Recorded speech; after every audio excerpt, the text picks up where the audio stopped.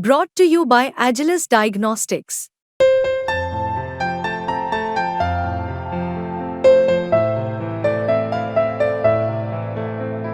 Agilus Diagnostics. नमस्कार दोस्तों, आप क्राइम तक देख रहे हैं। सीधा बात कोलकाता पर। क्या Kolkata rape case gang rape है? मैं इस तरह की गोपाल जी खबरें पढ़ रहा हूं और ये खबरें डाउट क्रिएट कर रही है कि क्या एक से ज्यादा आरोपी थे। हम आपको यहां डाउट क्रिएट करने नहीं आए हैं, बिल्कुल हम भी पोस्टमार्टम के सेंस में कहानी को बताने आए हैं। क्यों सर? इसमें जो एक डॉक्टर है, मैं पहले बयान पढ़ देता हूं जो उन्होंने बयान दिया है। एक कोई अखिल भारतीय सरकारी डॉक्टर संघ के अतिरिक्त महासचिव हैं श्रवण गोस्वामी। उन्होंने वो कहते हैं जी, पोस्टमार्टम रिपोर्ट उन्होंने पढ़ी है। पोस्टमार्टम रिपोर्ट में महिला डॉक्टर के प्राइवेट पार्ट से 151 ग्राम लिक्विड मिला है। ध्यान से सुनिए, महिला डॉक्टर के प्राइवेट पार्ट से 151 ग्राम लिक्विड मिला है। वो दावा कर रहे हैं कि इतनी ज्यादा मात्रा किसी एक शख्स की नहीं हो सकती। इसलिए वो कह रहे हैं कि पूरा मामला गैंगरेप का, यानी एक से ज्यादा आरोपी हैं। तो ये तो सर पूरी थ्योरी पलट रहा है पूरा, अगर ये इनकी बात मानी जाए। और डॉक्टर की बात में कितनी सत्यता हम माने? देखिए, ऐसा है कि इस मामले में शुरू से ही डाउट क्रिएट करने की कोशिश की गई है। सबसे पहले तो ये दावा सामने आया कि वहाँ पर एक से ज़्यादा आदमी थे। उसके बाद क्योंकि जिस तरह की उसके साथ ब्रूटैलिटी हुई बच्ची के साथ, उस बच्ची के साथ ये दावा किया गया कि ये एक कोई बंदा नहीं कर सकता। तो यानी कि उसके शरीर में लगे चोटों के निशान के आधार पर डॉक्टरों ने ये डाउट क्रिएट किया कि उसके साथ कई लोगों ने मिलकर असॉल्ट किया। लेकिन अब जो सामने आ रही है, जो आप बता रहे हो कि पोस्टमार्टम रिपोर्ट के हवाले से उसने कहा है कि जो सीमेंस मिला है प्राइवेट पार्ट से, वो जिस मात्रा में मिला है वो मात्रा किसी भी एक इंसान की नहीं हो सकती एक टाइम पे। तो ऐसे में ये नया एक डाउट क्रिएट हुआ है। क्या इसमें पोस्टमार्टम रिपोर्ट में और क्या सामने आया है, ये आप बता सकते हो? मैं बताता हूं सर। सबसे बड़ी बात तो ये है ना कि जो ये डॉक्टर संघ के अतिरिक्त महासचिव हैं सुवर्ण गोस्वामी, वो कह रहे हैं मैंने पोस्टमार्टम रिपोर्ट पढ़ी है। ठीक है। और वो कह रहे हैं जो मैंने पढ़ी है, यानी पोस्टमार्टम करने वाले नहीं है डॉक्टर, वो पढ़ने वाले हैं। ठीक है, मैं मान सकता हूं आपने पढ़ी होगी। हाँ। आप कह रहे हैं कि प्राइवेट पार्ट से 151 ग्राम लिक्विड मिला है। आपकी बात पर हम विश्वास कर रहे हैं, ठीक है।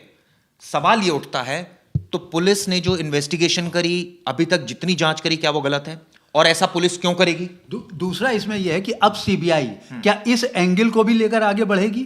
क्योंकि अब तो पूरी जांच सीबीआई के हाथ में चली गई, अब तो पुलिस के हाथ से निकल चुकी है। तो क्या सीबीआई अब इस एंगल से जांच करेगी कि वहां पे एक से ज्यादा आदमी थे या उस लड़की के साथ कुछ और दूसरी हैपनिंग हुई है? तो ये सारी बातें अब सीबीआई के पास चली गई है।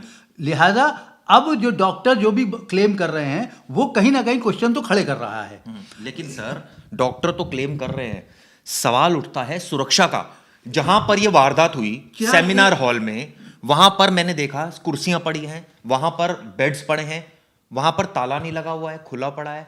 ये तो डार्क स्पॉट सिर्फ कोलकाता के अस्पतालों का हाल नहीं है, ये हर सरकारी अस्पताल का अमूमन यही हाल है। मैं दिल्ली की बताता हूं। मैं यही पूछना चाहता था कि जो हाल सरकारी अस्पताल का कलकत्ता का सामने आया, क्या वैसा ही हाल दिल्ली में भी आपने देखा है? क्या बता देता हूं। आप सरकारी अस्पताल, हमारे व्यूअर्स गए होंगे, क्या हालात होते हैं वहां पर। पहले तो आपको ट्रीटमेंट नहीं होता, आप जाकर देखिए, आपको ट्रीटमेंट नहीं मिलेगा। क्यों? क्योंकि वहां पर ओवर क्राउडेड है। अगर आप इमरजेंसी केस में गए हैं, तो अगर आपकी कोई डॉक्टर की निगाह पड़ गई और उसका दिल पसीज गया कि नहीं ये बेचारा, इसकी डेथ ना हो जाए पेशेंट की, तो वो ट्रीट करना शुरू कर देते हैं। कई बार ऐसा भी होता है कि डॉक्टर देखते हैं, लेकिन चूंकि ओवर क्राउडेड इतना होता है गोपाल सर, कि वहां पर नंबर लगे हुए हैं, वो कैसे देखेंगे? अगर पेशेंट सीरियस है, अगर सीरियस नहीं है तो आप भूल जाइए, आपका नंबर कब आएगा। जब सीरियस पेशेंट जाता है तो सीधे ट्रॉमा सेंटर में जा रहा है। लेकिन जो इमरजेंसी केस में जो जा रहे हैं या इमरजेंसी में जा रहे हैं, वार्ड में जा रहे हैं, वहां पर वाकई में बहुत बुरी हालत है। वहां पे पेशेंट पड़ा रहता है, कराहता रहता है, कोई देखने वाला नहीं होता है। दूसरी सिचुएशन, जो सरकारी अस्पतालों का सिक्योरिटी मैनेजमेंट होता है, पुलिस कोई सिक्योरिटी नहीं करती वहां पर उनकी प्राइवेट सिक्योरिटीज होती है, जो सरकार ठेके पर लेती है। जो सिक्योरिटी एजेंसीज को होती है, वो तमाम गार्ड्स होते हैं। दिल्ली में एक आरएमएल हॉस्पिटल है, दिल्ली में जीबी पंत हॉस्पिटल है, दिल्ली में एलएनजेपी हॉस्पिटल है, तमाम मैं सरकारी अस्पतालों में गया हूं। वहां पर जो प्राइवेट सिक्योरिटी गार्ड्स हैं वो लगे होते हैं, और हर कोने पर वो ऑलमोस्ट लगे होते हैं। लेकिन सच्चाई ये है कि कौन अंदर एंट्री कर रहा है, कौन एग्जिट कर रहा है। लाखों लोग अस्पतालों में आते हैं रोज दोस्तों, लाखों लोग। और ऐसे में ये इतनी सिक्योरिटी, कौन किस डार्क एरिया में खड़ा है, किसी को कोई मतलब नहीं होता। मैं अब आपको इसी सच बताऊं। इसी और डार्क स्पॉट होते हैं, यही बात है। इसी सिलसिले में अगर हम कलकत्ता की बात करें जहां पे ये घटना हुई है उस सेमिनार हॉल में, तो सेमिनार हॉल में तो कंस्ट्रक्शन का भी काम चल रहा था। ऐसा दावा किया जा रहा। दूसरा, सेमिनार हॉल में कोई सीसीटीवी नहीं था। आखिर क्यों?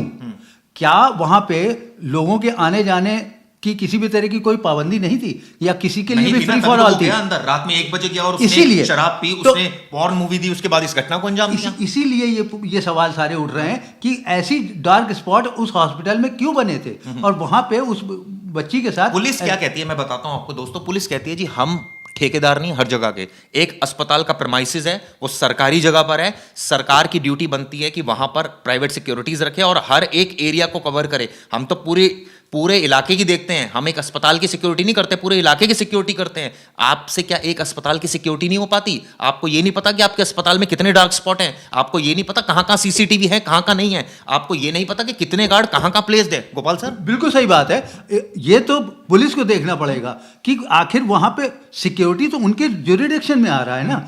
वो किसी भी तरह से, भले वो प्राइवेट प्रेमाइसेस क्यों ना हो, हालांकि ये तो सरकारी है, लेकिन वो प्राइवेट प्रेमाइसेस क्यों ना हो, फिर भी कहीं ना कहीं अगर उस एरिया में कोई घटना होती है तो निश्चित रूप से पुलिस के आंसरेबल होगी। इस पूरे घटना में चिराग, मुझे एक जो अभी मैं खबर देख रहा था, मुझे जो सबसे ज़्यादा चीज़ शॉकिंग लगी वो लगा कि उस बच्ची की माँ के और परिवार के लोगों के साथ जो ट्रीटमेंट किया गया, जो लोगों को ट्रीट किया गया, वो बहुत दर्दनाक था। बताइए पूरी कहानी। वो कहानी ऐसी है, हमारे अपने सहयोगी हैं जो लल्लन टॉप वाले, वो लोग वहाँ पे गए थे। उन्होंने उन पड़ोसी के साथ बातचीत की थी, जो बच्ची थी उसके घर के पड़ोसी थे। एक्चुअली में हुआ क्या कि बच्ची की माँ को ये इन्फॉर्मेशन हॉस्पिटल से दी गई थी कि बच्ची ने सुसाइड कर लिया। अब ये किसी भी माँ के लिए शॉकिंग न्यूज़ हो सकती है। वो घबरा कर अपने पड़ोसी के पास गए, पड़ोसी उनको लेकर हॉस्पिटल पहुंचे और वहाँ पर वो 3, साढ़े 3, 4 घंटे तक ऐसे ही खड़े रहे। उनको किसी ने भी ना तो कोई इन्फॉर्मेशन दी, ना उनको कहीं किसी ने कोई बात बताई। यही बस केवल बात कहते रहे कि उसने सुसाइड किया, उसने सुसाइड किया। सुनिए हालात क्या थे। पिता ने अपने मोबाइल फोन में फोटो खींचने के बाद लाकर मुझे दिखाया। उसके मुंह में खून था, चश्मे को कूचा गया था, आंखों से खून निकल रहा था, शरीर पर कोई कपड़ा नहीं था, पैर दोनों राइट एंगल में थे, एक पाँव बेड के एक तरफ, दूसरा पाँव बेड के दूसरी तरफ, यानी कि पेल्विक गार्डल नहीं टूटता है, जो टूट जाता है तब ये स्थिति होती है। तो आप सोचिए कितनी कितनी ब्रूटैलिटी उसके साथ की होगी। और ये सिचुएशन किसी भी तरह से नॉर्मल या कोई सामान्य घटना नहीं है, ये बहुत बड़ी घटना है। अगर वहां पे ये नाम दिया गया है कि कलकत्ता की निर्भया, तो ये गलत नाम नहीं है। लेकिन सर सवाल तो ये उठता है ना कि सरकारी अस्पतालों को तो ऐसा ही हाल है ना। कोलकाता क्या, दिल्ली, कहीं भी चले जाओ आप, यही हाल है। प्रेमाइसिस एक लिमिटेड है, सिक्योरिटी गार्ड्स की ड्यूटी जरूर होती है, गेट्स पर रहते हैं। आप रात में चले जाइए, दिन में चले जाइए, इतनी ओवर क्राउडेड होता है, वहां पर कोई पूछने वाला नहीं है किसी को। तो पेशेंट कह के बाहर मर जाता है, हॉस्पिटल के बाहर मरता है, अंदर मरता है, कोई पूछने वाला नहीं है। लेकिन ये तो वहां पे पढ़ने वाली लड़की थी, वे वहां की डॉक्टर थी। अगर उस डॉक्टर के साथ वहां पे इस तरह की कोई घटना हो जाती है तो आप सोचिए आम लोगों का क्या हाल होगा। ऐसे में कौन सिक्योरिटी का इंचार्ज हो या कौन कर रहा था, उसने मुझे बताया कि सर एक चीज बताइए। मैंने कहा हाँ बोलो।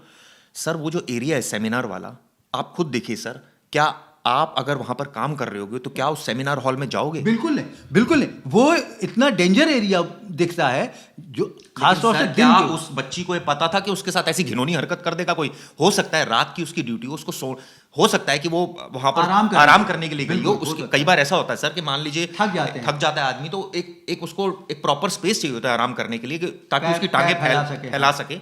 ये भी हो सकता है। वहां तो उस बच्ची ने 4-5 अपनी सहेलियों के साथ पहले खाना भी खाया, उसके बाद वो चले गए, उसके बाद इस घिनौनी हरकत को अंजाम दिया इस आदमी ने। ये आदमी कोलकाता पुलिस के लिए काम करता है, असिस्ट करता है उसको। एक्चुअली में इसका मतलब एक चीज और समझ में आती है, ये सारी बातें जैसे कि आप बता रहे हैं, डिस्क्राइब कर रहे हैं, कि वो बंदा बहुत देर से या बहुत दिनों से कहीं ना कहीं पीछे लगा होगा। हो सकता है, ये भी हो सकता है, बिल्कुल हो सकता है। पीछे लगा होगा और उसने जैसे ही पहला मौका देखा और उस बच्ची को अकेला पाया, उसको लगा कि this is the right time. और या सर नशा इतना चढ़ गया ना, दोनों चीजें देख रहा है, नशा चढ़ गया, एक्साइटमेंट इतनी हो गई, उसको लगा कि ये सामने शिकार दिख रहा है, कर दो। दोनों चीजें, यही काम किया उस आदमी ने। एक तो ये वाली एंगल है और ये वाली बात भी है। दूसरा ये है कि चूंकि वो उस लड़की के पीछे बहुत दिनों से चूंकि रहा, बिल्कुल हो सकता है, बिल्कुल। और ऐसे में उसको पता था वो एरिया में एग्जैक्टली कि वो एरिया ऐसा है जो अनकवर्ड है। हाँ। वहां पे ना सीसीटीवी है, ना वहां पे कोई गार्ड है, इसलिए वो अनकवर्ड है। वहां पे हम कोई भी घटना कर देंगे तो कोई हमको देखने या पहचानने वाला नहीं होगा। अनफॉर्चुनेटली कि या उसकी बदकिस्मती कहें कि वहां पे एक बाहर लगा हुआ सीसीटीवी था जिसमें वो निकलता हुआ दिख आरोपी तो पकड़ा जाएगा, सजाओं की बात पूरी हो रही है। आरोपी तो पकड़ा गया। मैं व्यूअर्स आपसे पूछता हूं, हम 1 करोड़ का परिवार हो चुका है, आप मुझे बताइए, आप सरकारी अस्पतालों से आपका भी पाला पड़ता होगा, हालात क्या है वहां पर? सिक्योरिटी गार्ड्स के नाम पर कितने सिक्योरिटी गार्ड्स हैं? क्या सिक्योरिटी होती है? सिक्योरिटी तो छोड़िए, इलाज की बात कर लेते हैं। लोग अस्पताल के बाहर मरते हैं, प्रेमाइसिस में मरते हैं, अंदर मरते हैं। कुछ ही लोग होते हैं जिनकी किस्मत अच्छी, मैं तो कहूं गोपाल जी, होती है, जो बच जाते हैं। सरकार कुछ भी दावा करे, सच्चाई ये है, डार्क स्पॉट हॉस्पिटल प्रेमाइसिस के अंदर ही मैं दिखा दूंगा, दिल्ली में दावे के साथ कह सकता हूं। और आप कमेंट्स कीजिए इस वीडियो पर, और आप बताइए कि ऐसे कौन कौन से हॉस्पिटल है जहां पर ये डार्क स्पॉट है, ताकि हम अगली वीडियो में उन अस्पतालों की पोल खोलें, उनके नाम बताएं आपको। ये सिर्फ एक बच्ची के साथ बलात्कार की घटना नहीं है, ये आगे आगे भी हो सकती है। और इस पर अगर कंट्रोल नहीं किया गया, ऐसे जो जालिम को सख्त से सख्त सजा तो मिलेगी मिलेगी, लेकिन ये सिर्फ सर मुझे लगता है उसकी गलती नहीं है, गलती पूरे सिस्टम की। आप ये सोचिए कि यहाँ आपने एक आदमी कोई ये पार्क है क्या, या कोई कंपनी बाग है, कोई घूमे चले जा रहा है, शराब पी रहा है अंदर बैठ के, कोई देखने वाला नहीं है उसको, वो कहीं भी किसी कोने में खड़े होकर शराब पी रहा है, क्या मजाक है ये? एक चीज और है कि जिस तरीके से उसने घटना की, इसका मतलब वो रेगुलर ऑफेंडर कह सकते हो कि वहां पे वो रेगुलर शराब पीता होगा। आप ये देखिए, वो अपना दबदबा भी दिखाता था, क्योंकि वो कोलकाता पुलिस से था, पुलिस के लिए गार्ड को दबा के रखता होगा कि मैं हूं, ये है। कोई गार्ड की हिम्मत नहीं होती होगी, बोलता होगा। और वो भी क्या काम करता था, वो कुछ ये भी काम करता था कि लोगों के लिए, वो जो मैं पढ़ रहा था कि लोगों की एक तरह से असिस्ट करता था, एक तरह से दलाल की भूमिका निभा रहा था। किसी को एडमिट कराना हो, चलो जी, मैं उसका कॉन्टैक्ट यूज करा, वहां उसका एडमिट करा दिया। कई बार वो पैसे भी लेता था इसकी आड़ में कि लोगों से पैसे ले लिए जो पेशेंट्स हैं, या कई बार फ्री भी करा देता होगा। लेकिन और ये तीमारदार के साथ शराब पी रहा था, सोचिए। फिर उसको घर भेज दिया, उसको ओला कैब करा दिया, और उसके बाद ये पॉर्न देखने लगा और वो ढूंढने लगा शिकार। आप सोचिए, मतलब कितना खतरनाक है ये। तो जैसा कि चिराग ने कहा कि ये सारे सिस्टम कितना इस समय वनरेबल है, इतना मतलब डेलिकेट हो गया है कि हम लोग इस सिस्टम से रोज दो चार हो रहे हैं। आप लोगों की सरकारी अस्पतालों को लेकर या अस्पतालों की इस व्यवस्था को लेकर क्या सोचना है, क्या राय है, आप हमको ज़रूर कमेंट में बताइए। हम उस पर भी अपनी तफ्तीश और अपनी इंक्वायरी करने की कोशिश करेंगे। आपसे चाहता हूं कि आप एक एक अस्पताल की पोल खोलें। आप बताइए कि मैं दिल्ली में रहता हूं या मैं किसी और राज्य में रहता हूं, यहां रहता हूं, ये सरकारी अस्पताल है, यहां की आप सिचुएशन देख लीजिए। मुझे याद है सर, अतीक का भी मर्डर हुआ था, वो भी हॉस्पिटल के अंदर ही हॉस्पिटल ही था। तो कहने का मतलब है कि के नाम पर क्या मजाक कर रहे हैं आप लोग। सिक्योरिटी के नाम पर आम लोग, वो बच्ची, उसके सपने, उसके परिवार के सपने तो सब टूट ही गए। आप सोचिए, आप क्या छवि पेश कर रहे हैं कि अस्पताल के अंदर ऐसा होता है। ऐसे दलाल, 2 कौड़ी के दलाल अस्पतालों में घूमते हैं और वो इस तरह की वारदातों को अंजाम दे देते हैं। ये तो सर बहुत ही शर्म की बात है। बिल्कुल। और जैसा कि चिराग बहुत ज़्यादा उत्तेजित भी हो गए हैं क्योंकि उनके अंदर गुस्सा है, और मुझे लगता है कि ये गुस्सा हम सबके अंदर है। आप लोगों की क्या राय बनती है इस प्रोग्राम के बारे में, इस मेरे टॉपिक के बारे में? आप लोग ज़रूर अपनी राय कमेंट्स में दीजिए। आपको ये वीडियो कैसा लगा ज़रूर बताइएगा।